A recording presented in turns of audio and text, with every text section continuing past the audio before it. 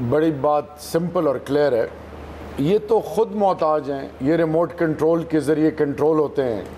Form 47 के ज़रिए और 45 के ज़रिए, बल्कि ख़ुसूस 45 के ज़रिए ये ऐवानों में आ तो गए हैं, अवाम ने इनको रिजेक्ट किया।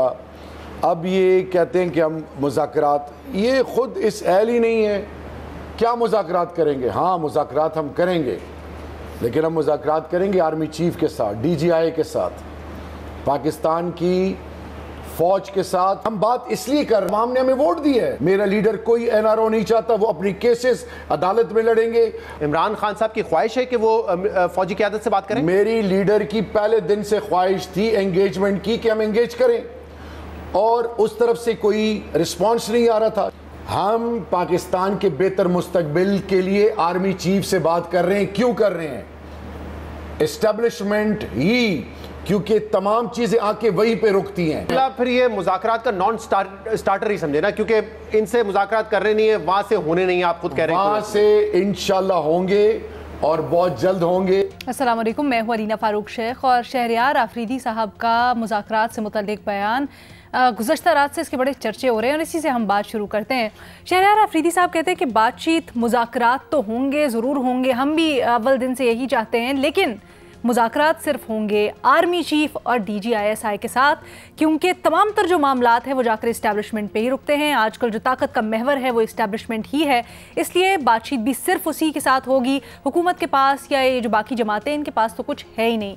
ये भी साथ ही साथ कह दिया कि बातचीत, मुज़ाकरात उनसे ज़रूर चाहते हैं, लेकिन NRO नहीं चाहते हैं। अब सवाल यहाँ पर यह भी पैदा होता है कि पाकिस्तान तहरीक इंसाफ जो अब ये कह रही है साफ अल्फाज में कि वो फ़ौज से बात करना चाहते हैं, मुज़ाकरात सिर्फ फ़ौज से चाहते हैं, लेकिन चाहे वो अपनी हुकूमत गिराने का इल्ज़ाम हो या फिर 9 में और फिर उसके बाद जो सारे के सारे वाक़यात हुए, तमाम तर ज़्यादतियाँ जिसको पाकिस्तान तहरीक इंसाफ कहती है, वो उसका इल्ज़ाम भी इस्टेब्लिशमेंट और फ़ौज को ही उसके ऊपर लगाते हैं और कहते हैं वही कसूरवार हैं कि हमारे साथ ये सारी की सारी चीज़ें हुई। बल्कि यहाँ तक कि साजिश के अल्फाज भी इस्तेमाल किए गए मुख्तलिफ़ औकात के ऊपर फ़ौज के लिए पाकिस्तान तहरीक इंसाफ के ख़िलाफ़। लेकिन फिर अगली ही सांस में ये भी कह देना कि हम मुज़ाकरात करेंगे, बातचीत करेंगे तो सिर्फ फ़ौज से।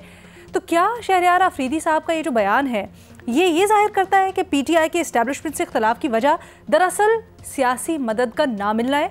अपने तज्ज़ियाकारों से यही जानते हैं। हमें ज्वाइन कर रहे हैं मज़हर अब्बास साहब, फ़खर दुरानी साहब, बेनज़ीर शाह साहिबा, इरशाद भट्टी साहब भी हमारे साथ मौजूद हैं। बेनज़ीर, आपसे सबसे पहले जानना चाहूँगी, क्या वाकई में ऐसा है? क्या ये सिर्फ चाहते हैं कि हमारी सियासी मदद करो और अगर नहीं मिलेगी तो फिर हम आपके ऊपर इल्ज़ाम लगाएंगे और आपको गंदा करेंगे? अलीना, यही लगता है, क्योंकि ऐसा पहली बार नहीं है कि PTI की तरफ से इस किस्म का बयान आया हो कि हम सिर्फ बात करेंगे तो एस्टेब्लिशमेंट से करेंगे, किसी सियासी जमात से नहीं करेंगे।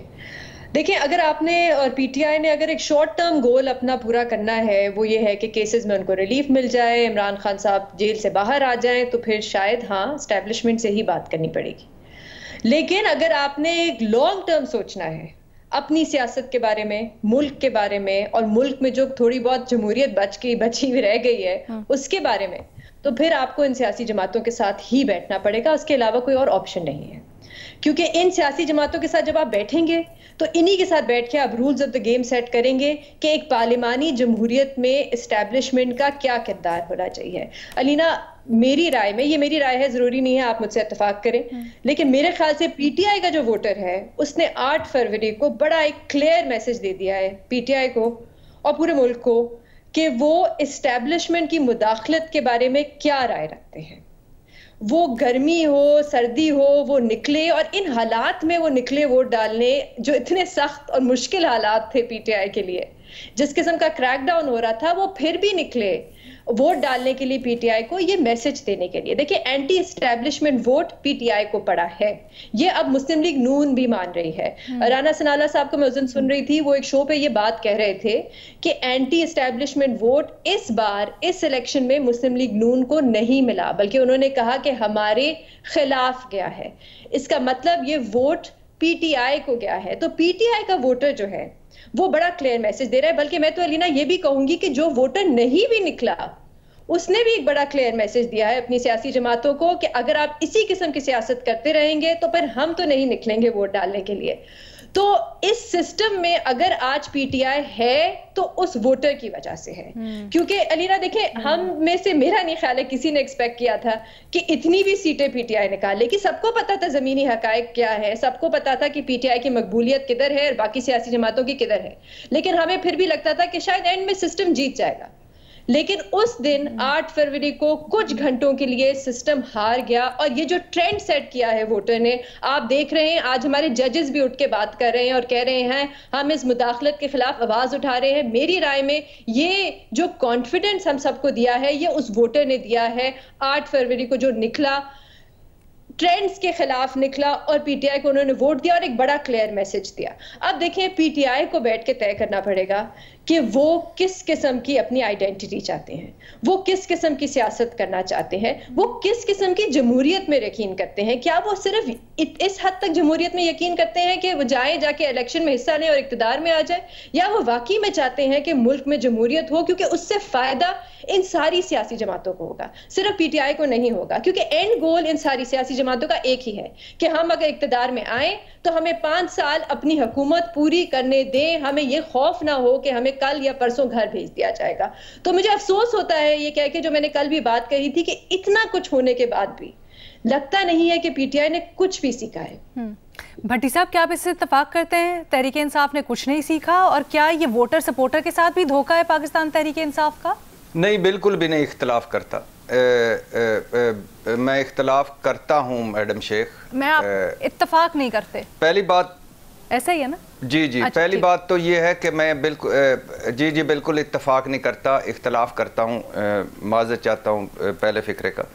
बात ये है मैडम शेख कि पाकिस्तान तहरीक इंसाफ ने सीखा है, पाकिस्तान तहरीक इंसाफ ने सीखा है तो इतने इस धांधली के बावजूद असम्बलियों में है और हर प्रोसेस का हिस्सा बन रही है। अब आपका सवाल ये है मैडम शेख के इस्टेब्लिशमेंट से इख्तलाफ की वजह सियासी मदद ना मिलना है? नहीं, मैं ऐसा नहीं समझता। कल ये बात ठीक थी, कल तक ये बात ठीक थी कि हमारी हुकूमत गिरने ना दें, इमरान खान कह रहे थे, इलेक्शन करवा दें, इमरान खान कह रहे थे। कल तक वो इस्टेब्लिशमेंट से मदद चाहते थे सियासी, आज नहीं। अब वो सियासी स्पेस की तलाश में है, अब वो मकबूलियत के बाद कबूलियत की तलाश में है। अब वो अपने मैंडेट चोरी हो, मखसूस नशिस्तें हो, बल्ले की वापसी हो या केपी के वाजबात हों, अब वो अपने हक की तलाश में है। अब वो उन केसों की जो उनके ख्याल में जाली हैं, झूठे हैं, मन घड़त हैं, उनके खात्मे की तलाश में है। और बकौल पीटीआई जो कुछ वो चाहते हैं या जिन नुकात पर बातचीत हो सकती है, इनका लेना देना हुकूमत से है ही नहीं। क्या ये हुकूमत है इस पोजीशन में कि कुछ ले दे सके? अपने दिल पे हाथ रख कर बताएं, क्या ये हुकूमत 9 मई के हवाले से कोई अकेली फैसला कर सकती है? क्या ये हुकूमत और इसके इत्तेहादी मुकम्मल तौर पर हक में है कि इमरान खान से मुज़ाकरात करें? ये कल तक क्या कह रहे थे? ये कल तक कह रहे थे मैडम शेख कि ये यहूदी एजेंट है, ये मुल्क दुश्मन है, ये दहशतगर्द है, ये तो तौहीन मज़हब का मुर्तकिब है, ये सिक्योरिटी रिस्क है, ये फितना है, ये फसादी है, इसका कला कमा ज़रूरी है और इसका वजूद ही मसाइल की वजह है। ये सियासी जमात है ही नहीं तहरीक इंसाफ, ये तो लौंडो लपाड़ों का गिरोह है, ये तो फ़ैन क्लब है, ये तो दहशतगर्दों का टोला है, ये तो सियासी जमात है ही नहीं। सियासी मुज़ाकरात तो सियासी जमातों से होते हैं और आज भी चंद एक को छोड़कर बाकी सारों की ऑफ द रिकॉर्ड यही है कि वो नहीं बैठना चाहते। और दूसरा इनके साथ पाकिस्तान तहरीक इंसाफ वाले कहते हैं कि हम कैसे बैठें कि ये जाली हुकूमत है, ये मसनूई हुकूमत है, ये फार्म 47 की हुकूमत है, ये 8 फरवरी के इलेक्शन की नहीं 9 फरवरी के नताइज वाली हुकूमत है। ये हुकूमत हमारे मैंडेट को गस्ब करके उस मैंडेट पर अपनी हुकूमतें बनाकर बैठे हैं, इनसे क्या बात करनी? और मैडम शेख के बात ये है कि अब दो इसमें है मैडम शेख, दो सिर्फ इसमें है कि एक है और ये जो हुकूमत है जो मुज़ाकरात की आज दावतें दे रहे हैं, ये जब कल अपोजिशन में थे तो ये क्या कह रहे थे? यही कुछ कह रहे थे जो आज तरीके इंसाफ कह रही कि ये तो सिलेक्टेड हैं, ये तो कुटपुतली हैं। असल बात तो असल ताकत वालों से होगी, बात इनके लाने वालों से होगी। और ये लोग उनसे मुसलसल राब्ते में साबका इस्टेब्लिशमेंट से रहे, मुज़ाकरात करते रहे और फ़वायद भी हासिल करते रहे। मौलाना साहब, मरियम नवाज से लेकर नवाज शरीफ साहब तक सब पाकिस्तान तरीके इंसाफ से मुज़ाकरात नहीं करना चाहते थे, ये इस्टेब्लिशमेंट से मुज़ाकरात करना चाहते थे। और रातों को ये निकले और इन्होंने मुज़ाकरात किए। और आखिरी बात मैडम शेख कि आपने कहा कि आपके सवाल में एक मुज़ाकरात का रिस्पांस कोई नहीं आया। नहीं, बिल वास्ता या बिला वास्ता बातचीत भी हुई और उसका रिस्पांस भी आया, मगर रिस्पांस मशरूत था। और वो क्या था कि माइनस इमरान खान तरीके इंसाफ कबूल है, इमरान खान अमली सियासत को खैर बात कह दें तो बातचीत हो सकती है। 9 मई इमरान खान 9 मई की मनसूबा साजी को मानकर माफ़ी मांग लें, आइंदा ऐसा ना करें तो आगे बात बढ़ सकती है, जो कि इमरान खान ने कहा कि ये नहीं होगा और वो उस पर अटका हुआ है या उस पर अड़ा हुआ है, लिहाजा ये वहीं रुक गए। और अब जो शहरियार अफरीदी कह रहे हैं, जो इतने इत्मीनान से कह रहे हैं कि मुज़ाकरात होंगे, उसके पीछे भी 3 कोशिशें हैं और वो कोशिशें जारी हैं, वो होती हैं, मंतकी अंजाम तक पहुंचती हैं या नहीं पहुंचती, उनका कोई नतीजा निकलता है या नहीं निकलता, लेकिन वो सब कुछ जारी है। मगर वो सब कुछ जारी आखिरी बात मैडम शेख के खुदा के लिए, अल्लाह के लिए इस्टेब्लिशमेंट भी बैठे, हुकूमत भी बैठे, तरीके इंसाफ भी बैठे, सारे स्टेक होल्डर्स बैठे, जिद अना को छोड़ दे। सर वो सारे स्टेक होल्डर्स की तो बात ही नहीं करते ना, वो तो ये कह रहे हैं कि हमें ये लोग इखलाकन मैंडेट छोड़े अपना, हमें इस्टेब्लिशमेंट से बात हो, हम वापस आए और उसके बाद देखेंगे कि इनके साथ क्या सलूक करना है, यानी बाकी पार्टीज के साथ। लेकिन आप ये जो बात कह रहे हैं ना बहुत जल्द के हवाले से तो बात ठीक कर रहे हैं कि अच्छा, ये इनको तो छोड़ देना चाहिए मैंडेट। अच्छा ठीक है, ये जो आप बात करें ना बहुत जल्द मुज़ाकरात वाली, हालांकि शहरयार अफरीदी साहब ने एक्स पे बयान जारी करते हुए कहा है कि शायद वो उनका बयान तोड़ मरोड़ के पेश किया जा रहा है या कुछ हज़फ करके पेश किया जा रहा है मुख्तलिफ अंदाज में। बट चले, आपने अच्छी बात है उसको भी डीबंक कर दिया। बेनज़ीर कुछ कहना चाह रही थी? अलीना, मुझे तो इस बात की बिल्कुल समझ नहीं आती कि एक तरफ कहना कि ये जाली हुकूमत है, इनको कोई लेके आया, और फिर जो लेके आए जिन पे इल्ज़ाम लगा रहे हैं उनसे कह रहे हैं फिर हम हमारे साथ बात भी कर लें। तो अगर उनके साथ बात करने के लिए तैयार है जिन पे इल्ज़ाम लगा रहे हैं, तो फिर इन सियासी जमातों के साथ भी बैठ जाए जिन पे आप इल्ज़ाम लगा रहे हैं कि कोई और उनको लेके आया। जी भट्टी साहब, बहुत खूबसूरत बात है, बड़ी आइडियल बात है और बेनज़ीर ये बात कर सकती थी। बात लेकिन मैं फिर वही दोहराता हूँ, क्या ये हुकूमत जो जिनसे आप बैठाना चाहते हैं, क्या ये कोई फैसला करने की पोजीशन में है? क्या ये हुकूमत कुछ लेने देने की पोजीशन में है जो तरीके इंसाफ के मसाइल हैं? क्या ये 9 मई के हवाले से कुछ करने की पोजीशन में है? क्या ये हुकूमत और इसके इत्तेहादी मुकम्मल तौर पर इमरान खान और तरीके इंसाफ के साथ बैठना चाहते हैं? नहीं बैठना चाहते। अच्छा, ये सब कंपनी की मशहूरी है, हवाई फायरिंग है, फ्रेंडली फायरिंग है। अच्छा फ़खर, ये बताइएगा क्योंकि सियासी जमातें कुछ अकॉर्डिंग टू भट्टी साहब की दलील, क्योंकि सियासी जमातों के पास कोई इख्तियार नहीं है, वो कुछ कर नहीं सकती हैं, तो क्या आपको लगता है कि उनके साथ बात भी नहीं होनी चाहिए, सियासी जमातें मिलकर भी ना बैठें और वो ये ताकत ही नहीं रखती कि वो ये जो मुदाखलत होती है सियासत में इसके खिलाफ मिलकर खड़ी हो सके? अलीना, मैं समझता हूँ कि ये जो कल इन्होंने वो बात की है शहरयार साहब ने, बड़ी मेरे ख्याल में ये बहुत ही एक सियासतदानों के लिए अजीबो गरीब है। देखें, एक तो जो आपका गवर्नमेंट सर्वेंट कंडक्ट रूल्स है उसमें आर्मी को एक सियासत में मुलविस ना होने की क्लियर कट वो है। अब सवाल ये है कि ये जो पीटीआई की तरफ से ये कहा जा रहा है और बारहा कहा जा रहा है कि ये हम सिर्फ और सिर्फ आर्मी चीफ के साथ या DGISI के साथ बात करेंगे, मुझे नहीं मालूम कि क्या ये जो आर्मी चीफ के साथ या DGISI के साथ इंडिया पाकिस्तान के ताल्लुकात के बारे में बात करेंगे या अफ़गानिस्तान और पाकिस्तान के जो बॉर्डर पे टेंशन है उसके हवाले से बात करेंगे या कोई और जो मिलिट्री मामलात हैं उसके हवाले से बात करेंगे। बात तो ज़ाहिर बात है सियासत के हवाले से ही करनी है। और सियासत के लिए जो राइट एक फोरम है वो सियासी पार्टियां हैं और सियासी जो ये जमहूरी हुकूमत है और पार्लियामेंट है। आप पहले उनके साथ बात करके तो देखें और उनके साथ जो मामलात हैं उसके बाद देखें। जो माजी में भी सियासी जमातें थी, बिलावल भुट्टो जरदारी साहब ने जो शहबाज शरीफ साहब है उनके हवाले से अपनी इलेक्शन कैंपेन में किस तरह की उन्होंने वो बातें की, और इसी तरह जो शहबाज शरीफ साहब थे वो पहले आसिफ अली जरदारी साहब के हवाले से क्या कुछ नहीं कहते रहे, लेकिन उसके बावजूद भी जो सियासी मामलात थे उन्होंने पॉलिटिकल फोरम के ऊपर ही उसको वो किया, तय किया और हल किया। ये बात दुरुस्त कह रहे थे भट्टी साहब कि देखें ये जो इनके पास कोई ताकत है 9 मई के हवाले से कि ये जो पीटीआई की तरफ से वो उनके ये मामलात को वो कर सकें और 9 मई के जो इस्टेब्लिशमेंट के एक वो है उसको कायल कर सकें। देखें ये वाकई इसमें जो सियासी हुकूमत है वो उसने फ़ैसला नहीं करना, बल्कि मिलिट्री इस्टेब्लिशमेंट ने ही फ़ैसला करना है कि जो 9 मई के मामलात हैं उनका फ़ैसला क्या होगा, और वो उस हवाले से मिलिट्री कोर्ट्स में भी मुकदमात हैं या एंटी टेररिज्म कोर्ट में भी हैं। तो मेरी इसमें इतलात ये है कि ये जो पीटीआई की तरफ से ये एक पॉलिसी अपनाई जा रही है कि अग्रेसिव पॉलिसी, आपने देखा इमरान खान जितने भी मीडिया वर्कर्स के साथ मिलते हैं रिसेंट डेज में जो मिले हैं उन्होंने बहुत ही जारहाना किस्म के इल्ज़ामात भी लगाए हैं आर्मी चीफ के हवाले से, इस्टेब्लिशमेंट के हवाले से। ख़ास तौर पे ये जो बुशरा बीबी का एक जो वाक़या आया कि उनको हारपिक के जो है वो दिया गया, खाने में मिला के या जहर दिया गया, उसके बाद तो इमरान खान और ज़्यादा अग्रेसिव हो गए।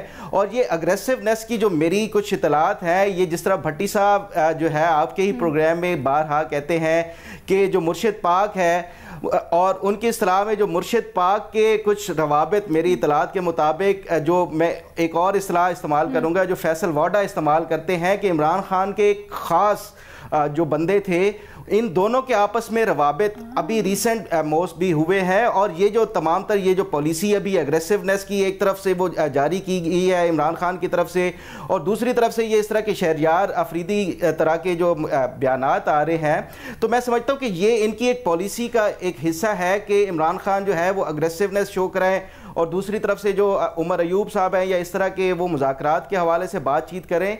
तो मैं नहीं समझता कि ये वाकई जो भट्टी साहब कह रहे थे सियासी जमातों के पास 9 मई के हवाले से कोई ऐसे इख्तियारात नहीं है, वो तो करने होंगे, लेकिन उसके साथ साथ जो अवामी मामलात हैं, सियासी मामलात हैं, वो एटलीस्ट आप बैठ के सियासी जमातों के साथ जब तक ये तय नहीं करेंगे, हल नहीं करेंगे, अवामी मसाइल को उजागर नहीं करेंगे, तब तक ये कुछ आप कुछ लोग के उसके ऊपर वो करेंगे। और जो दूसरा भट्टी साहब कह रहे थे कि इनके पास ये जो 8 फरवरी के बाद 9 फरवरी वाले नतायज के साथ कैसे बैठें, यही सोच इस्टेब्लिशमेंट के अंदर भी है और इवन डीप ये सोच पाई जाती है कि जो 9 मई करने वाले थे उनके साथ कैसे बैठा जा सकता है। जो इतने हसास मकामात के ऊपर ये इस तरह के अटैक्स किए गए, ये एक अपनी नौयत का पहला वाक़या था कि कोई सियासी जमात अपने वर्कर्स के जरिए, और जो इन्वेस्टिगेशंस भी हुई उसमें भी जो एक पूरा एक नेटवर्क है वो हो चुका है। तो मेरा ख्याल है कि ये जिस तरह पीटीआई के अंदर सोच है कि 8 फरवरी वालों के साथ नहीं बैठा जा सकता, इसी तरह इस्टेब्लिशमेंट के अंदर भी यही सोच है कि 9 मई वालों के साथ नहीं बैठा जा सकता, नहीं हो सकते। अच्छा, 2 सवाल है मेरे आपसे। पहला सवाल ये कि मुर्शिद पाक से मुतालिक जो आप अपनी इतलात शेयर कर रहे हैं, तो मुर्शिद पाक किस कैपेसिटी में ये सारी की सारी मुज़ाकरात कर रही हैं? मेरी जो इतलात है वो भट्टी साहब के मुर्शिद पाक के साथ जो है इनडायरेक्टली रवाबित पार्टीज जो अराकीन हैं उनके जरिए हो रहे हैं, और ये आजकल के जो रीसेंट डेज हैं उनमें कुछ ज़्यादा ही हुए हैं। और उसके बाद ही ये हमने देखा है कि बहुत ज़्यादा एक्टिव और अग्रेसिव आपने देखा। मुर्शिद पाक किस कैपेसिटी में कर रही हैं राब्ते? ये क्या कोई कंसेशन लेने के लिए, कोई रिलैक्सेशन लेने के लिए? एक और मासूम सवाल समझ नहीं आती ना, क्या करूं मैं, थोड़ा सा समझना चाहती हूं।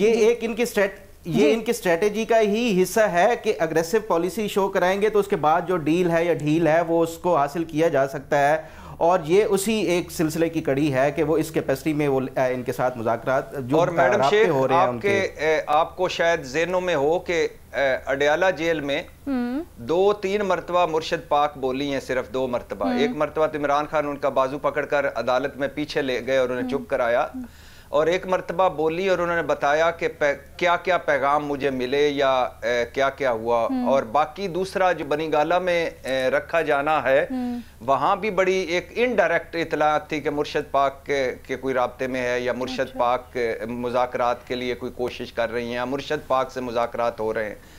तो वो काफी देर चलती रही हैं। नहीं तो मुर्शिद पाक को जिन्होंने जहर दिया, जो इल्जाम लगा रहे खान साहब भी और मुर्शिद पाक खुद भी, वो उन्हीं से बात कर रही हैं। मुर्शद पाक का बहुत दिल वसी है, मुर्शद पाक वसीउल कल्ब है, मुर्शद पाक इन छोटी चीज़ों को ज़हन में नहीं लाती। सर ये तो नेक्स्ट लेवल है मुर्शद पाक साहब, फिर तो उनको ये इल्ज़ाम ही नहीं लगाना चाहिए, फिर तो इसे दस्तबरदार हो जाना चाहिए। क्यों फिर पीटीआई रोज़ रोज़ कहती है कि इल्ज़ाम हो रहे हैं, ये जहर दिया, इसकी तहकीकात करवाए, सब कुछ करे, ये तो छोड़ दें फिर और ज़्यादा ठीक कह रही हैं आप मैडम शेख, लेकिन कुछ चीज़ें होती हैं जो देखें ना, यही तो मुर्शद पाक का विजन है कि अपनी ज़ात से बड़ी चीज़ का सोचना। ठीक है, एक छोटी सी ब्रेक लेते हैं, फिर डिस्कस करेंगे इसको आगे। Welcome back. पीटीआई भी, भट्टी साहब की मुर्शद पाक भी, मज़हर अब्बास साहब अपनी ज़ात से बड़ा सोच रहे, लेकिन ये कहते हैं कि जिन्होंने सारे के सारे मामला किए उन्हीं से हम बात करेंगे। ये क्या है? देखिए, पहली चीज़ तो ये कि क्या शहरियार आफरीदी साहब का जो बयान है या उन्होंने शहजाद इकबाल को जो इंटरव्यू में बात की है, क्या ये पीटीआई की पॉलिसी स्टेटमेंट है? एक शहरियार आफरीदी की क्या पोजीशन है पीटीआई में? क्या है शहरियार आफरीदी? पीटीआई के चेयरमैन हैं या सेक्रेटरी जनरल हैं या वाइस प्रेसिडेंट हैं, क्या हैं? तो असल चीज़ ये कि अगर पार्टी का चेयरमैन इस बयान को ओन करता है या पार्टी के स्पोक्समैन रऊफ़ हसन साहब इस बयान को ओन करते हैं कि जो शहरियार आफरीदी कह रहे हैं यही पार्टी की पॉलिसी है, तो ये उसका कॉन्टैक्ट बिल्कुल मुख्तलिफ हो जाता है। वरना अली अमीन गंडापुर एक बयान देते हैं, इस्लामाबाद पे चढ़ाई कर देंगे, जो है बैरिस्टर ज़फ़र उसकी तरदीद कर देते हैं कि ये पॉलिटिकल स्टेटमेंट है, इसका पॉलिसी से सर, बट मुख्तलिफ अल्फाज में यही बात पीटीआई के बाकी लीडर नहीं कर, तो ये कह रहा हूं, उन्होंने वाज़ेह अल्फाज में कह दिया ना, इस तरह से हमने सुना। यही मैं कह रहा हूँ कि क्या पीटीआई का पॉलिसी स्टेटमेंट है? आपको नहीं लगता? नहीं, अगर ये पॉलिसी स्टेटमेंट है तो इसका कॉन्टैक्ट बिल्कुल मुख्तलिफ हो जाता है। इसका मतलब ये हुआ, जो हम अक्सर बात करते हैं कि पाकिस्तान के अंदर रियासत का जो तसव्वुर है, ये उस बात की गम्माज़ी करती है। यानी अभी जैसे फ़खर भी कह रहे थे जी, 9 मई का जो वाक़या है वो गवर्नमेंट की उसमें नहीं आता, वो इस्टेब्लिशमेंट के उसमें आता है। क्यों भाई? क्या इस मुल्क में कोई गवर्नमेंट एग्जिस्ट नहीं करती? क्या इस मुल्क में गवर्नमेंट कोई पोजीशन नहीं ले सकती? क्या इस मुल्क में पार्लियामेंट कोई पोजीशन नहीं ले सकती? इस मुल्क में एक गवर्नमेंट एक केसेस शहरियार आफरीदी साहब के खुद के साथ क्या हुआ? क्या ये पीएमएलएन की गवर्नमेंट ने उनके साथ किया जो शहरियार आफरीदी के साथ हुआ है?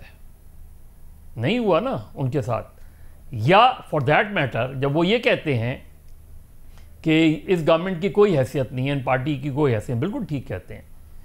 8 फरवरी का, जिस तरह अभी बेनज़ीर भी कह रही थी, और कि 8 फरवरी का जो मैंडेट है वो क्या है?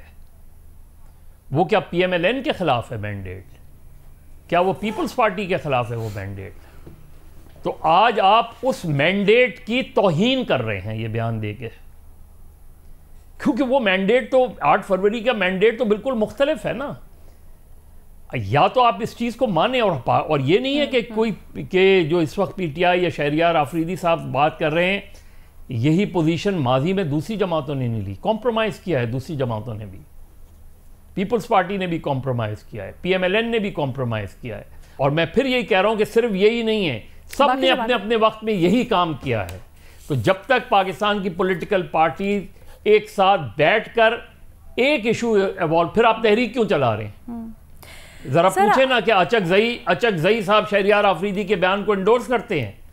क्या अख्तर मेंगल शहरियार आफरीदी के बयान को इंडोर्स करते हैं? तो पाकिस्तान तहरीक इंसाफ सबसे मुनफरिद थी, और वो तो उनको तो मैंडेट इस वक्त इसलिए मिला है ना, उनकी तो पूरी लड़ाई यही पॉलिटिकल पार्टी है कि वो बाकी दोनों जमातों से मुख्तलिफ हैं, इसलिए उनको हिमायत मिली है आवाम की इतनी ज्यादा। यही तो बात है कि इसीलिए तो सारी सियासी जमातों को बैठ के बात करनी चाहिए कि आप तय कर लें कि किसका कितना रोल देना। आज जस्टिस मंसूर अली शाह ने क्या बात की कि हमें सिस्टम के ताबे आना पड़ेगा हर जगह जो है ये। सर आप ये बात तो करें, लेकिन अगर 2 सियासी जमातें ऑफर भी कर रही हैं, एक सियासी जमात मिलके बैठने को तैयार ही नहीं, फिर सवाल बनते हैं। मुझे एक ब्रेक की इजाजत दीजिएगा प्लीज सर, एक ब्रेक की मुझे इजाजत दीजिएगा सर, 1 मिनट मुझे ब्रेक लेने दीजिएगा। ब्रेक के बाद हम वापस आते हैं, इस डिस्कशन को कंटिन्यू करते हैं। Really have to take a break, एक छोटी सी ब्रेक, मजीद आगे बढ़ाते हैं डिस्कशन को उसके बाद।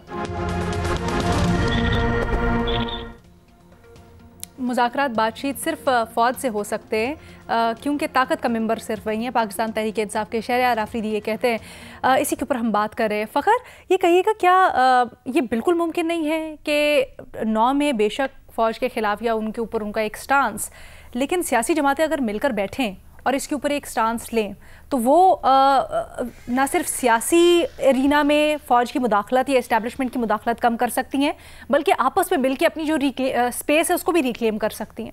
ऐसा बिल्कुल मुमकिन नहीं है? नहीं अदीना, बिल्कुल मुमकिन है। देखें, इस्टेब्लिशमेंट हो या जो भी हो, सियासी जमातें हों, वो हैं तो इसी मुल्क से ही और इसी अवाम की ही नुमाइंदा है, चाहे वो इस्टेब्लिशमेंट में हो, इसी हम में से ही, अवाम में से ही लोग हैं वहाँ पे भी, और सियासी जमातों में भी हम में से ही लोग हैं। तो जो अवाम की एक ताकत है, अगर ये मसला वही है कि हम मुत्तहिद हो के एक कोई यूनाइटेड हो के कोई ऐसा फैसला नहीं देते, सियासी जमातें एक सियासी प्लेटफॉर्म के ऊपर खड़े हो के, तो वो कोई बड़ी से बड़ी कुव्वत भी हो, चाहे सिर्फ विद इन पाकिस्तान नहीं, बाहर भी, तो एक ऐसा उसका मैसेज, पावरफुल मैसेज आता है। तो ये सियासी जमातें जब मिल बैठ के अगर ये कोई इस तरह का मैसेज कन्वे करती हैं तो वो मानना पड़ता है और माना जाता है। तो मसला वही है कि हर एक के अपने अपने जो है वो वेस्टेड इंटरेस्ट होते हैं, कोई अपने अपने जो मफादात हैं उसकी वजह से इकट्ठे नहीं होते। देखें, इमरान खान जो है वो पूरी ज़िंदगी उन्होंने मौलाना फजलुर रहमान और ये अचकज़ई साहब के हवाले से क्या कुछ नहीं कहा, लेकिन अब उनके इंटरेस्ट आपस में मिलते हैं एक दूसरे से, तो वो इनके साथ बातचीत करने के लिए वो बैठ जाते हैं, लेकिन वो दूसरी सियासी जमातों के साथ नहीं होते क्योंकि उनके साथ उनके इंटरेस्ट नहीं मिलते। उनका जो वोट बैंक है, उनका वोटर और सपोर्टर है, वो नहीं उनके, क्योंकि इन्होंने सारी ज़िंदगी कैंपेन ही उनके खिलाफ किया है। तो ये अपने तमाम तर ये जो मफादात हैं उनको एक साइड पर रख के अगर वो वाकई मुल्क के लिए उन्होंने वो सोचना है और जो इस्टेब्लिशमेंट के हवाले से उन्होंने वो करना है, तो वो आप तमाम सियासी जमातों को मिल बैठ के वो किया जाना चाहिए और ये पॉसिबल भी है, लेकिन इमरान खान ऐसा नहीं करेंगे। दूसरा, एक मैं मज़र साहब की बात का जवाब देना चाह रहा था। मज़र साहब कह रहे थे कि हमें ये भी देखना होगा कि ये शहरयार अफरीदी की अपनी एक ज़ाती बयान था या वो एक पार्टी पॉलिसी है, उसकी तरफ से अभी कोई रऊफ़ हसन साहब की तरफ से या कोई और नहीं आया। देखें, इमरान खान शुरू दिन से, जिस दिन उनकी हुकूमत गिराई गई उसके बाद भी वो यही कहते थे कि वो सिर्फ और सिर्फ जनरल कमर जावेद बाजवा से या उस टाइम के जो आर्मी चीफ थे उनसे बात करेंगे। फिर उसके बाद जब दूसरे आर्मी चीफ आ गए तो उनकी तो एक कांस्टेंट पॉलिसी शुरू से रही यही है कि वो सियासी जमातों के साथ नहीं बैठेंगे बल्कि इस्टेब्लिशमेंट के साथ मामलात को वो तय करेंगे और उनके साथ डील करेंगे। तो मैं नहीं समझता कि ये सिर्फ शहरयार अफरीदी की एक इंडिविजुअल पॉलिसी है, ये पूरी पार्टी की तरफ से भी हमेशा उनके जो भी मेंबरान होते हैं वो हमेशा यही पॉलिसी अपनाते और किसी ने रद्द भी नहीं किया। अब तो अच्छा खासा गुजर गए, कल रात से हमने देखा मरवत साहब ने बात की थी, उसके ऊपर फ़ौरन तरदीद आ गई थी, बट मैं सब अभी तक कुछ आया नहीं। भट्टी साहब कुछ कहना चाह रहे हैं? मैडम शेख, एक आपने सवाल किया था ऑन सीरियस नोट कि मुर्शद पाक किस हैसियत में मुज़ाकरात कर रहे हैं जी। अगर ये कुछ हो रहा है तो ये भी तो पूछे ना कि मुर्शद पाक से किस हैसियत में गुफ्तगू हो रही है या पैगामात पहुंचाए जा रहे हैं। अच्छा, क्या ऐसे ही होगा कि वो यानी वो जो बात करेंगे इमरान खान मान लेंगे, या वो उनसे जो बात की जाएगी वो डायरेक्ट इमरान खान साहब तक पहुंचेगी, या उनकी बात को इमरान खान साहब सीरियस लेंगे, या उनसे बात करना बेहतर होगा बजाय बाकी पार्टी वालों से, या बहुत सारी तो जो बातचीत कर रहे हैं अगर हो रही है, अगर पैगामात पहुंचाए गए तो वो उनसे भी तो पूछना चाहिए कि किस हैसियत में उनसे बातचीत कर रहे थे। तो सबसे करीबी तो मुर्शिद पाक है। दूसरा मैडम शेख, मुर्शिद पाक अगर गलत बयानी करेंगी तो फिर और किसके ऊपर बंदा भरोसा करे? पार्टी के तो चले पर आए हुए ना। हाँ बिल्कुल ठीक कह रही है, तस्वीर भिजवाऊंगा। अच्छा, दूसरा एक है कि आपने एक बड़ा खूबसूरत आइडियल बातें चल रही हैं कि जी मुत्तहिद होकर आगे बढ़े। अब आप बताएं, जब एक के नुकसान में दूसरे का फायदा हो, एक की शिकस्त में दूसरे की फतह हो, और सब कुछ अपने ज़ाती मफादात और ज़ाती इक़्तिदार के लिए हो रहा हो, और अब तहरीक इंसाफ अगर आउट है तो उसकी बेनिफिशरी ये हुकूमत है, तो कैसे बैठेंगे? ये नहीं बैठ पाएंगे। और दूसरी बात है, इनके पास है कुछ नहीं।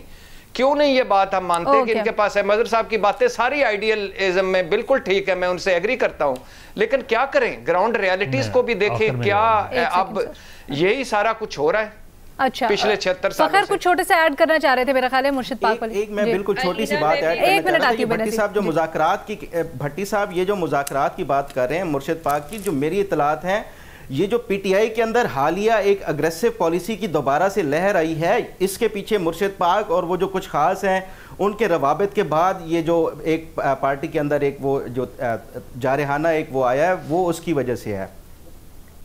क्यों, क्या तासुर क्या देना चाहते हैं इस जारहियत से? नहीं, वो उसकी वजह फ़खर, मेरा ख्याल है, जहाँ तक मेरी इतला है, वो ये है कि अली अमीन गंडापुर जब उन्होंने मुज़ाकरात बैकडोर शुरू किए और जब वो कोर कमांडर हाउस पेशावर पहुँचे तो उस पर इमरान खान ने उसी दिन ना सिर्फ अपनी पार्टी वालों को कहा कि इनके खिलाफ इन पे तनकीद करें, बल्कि उसी दिन गुफ्तगू की।